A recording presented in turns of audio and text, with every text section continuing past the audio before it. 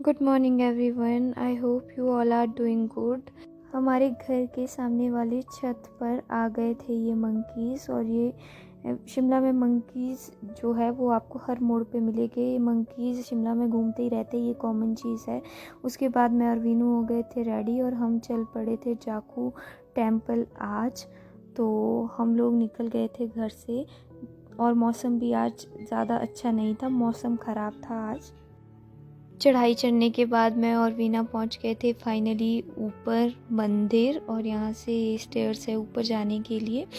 और फिर हम पहुंच गए थे ऊपर मंदिर, और मंदिर में हमने कर दर्शन किए। और कहा जाता है कि इस जाखू टेम्पल का संबंध रामायण काल से है, जब मेघनाथ ने लक्ष्मण को मूर्छित कर दिया था अपने बाण से।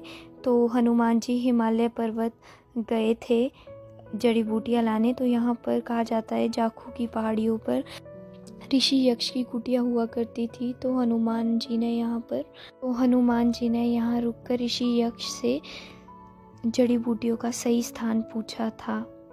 ये जो हनुमान जी की मूर्ति है ये 108 फीट ऊंची मूर्ति है, और ये मूर्ति पूरी दुनिया में हनुमान जी की सबसे बड़ी मूर्ति है।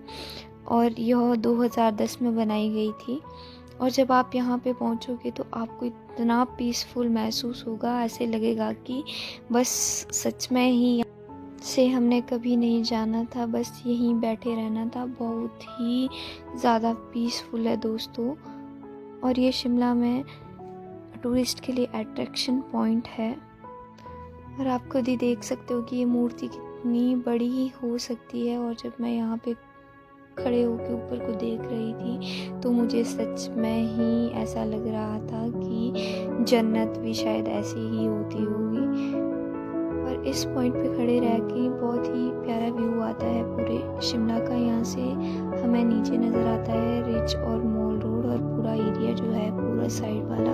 और फिर उसके बाद हम आ रहे थे नीचे, क्योंकि मौसम भी कभी साफ़ हो रहा था, कभी बारिश हो रही थी थोड़ी थोड़ी। तो फिर हम लोग दर्शन करने के बाद नीचे आ रहे थे। और ये है पूरा कैंपस।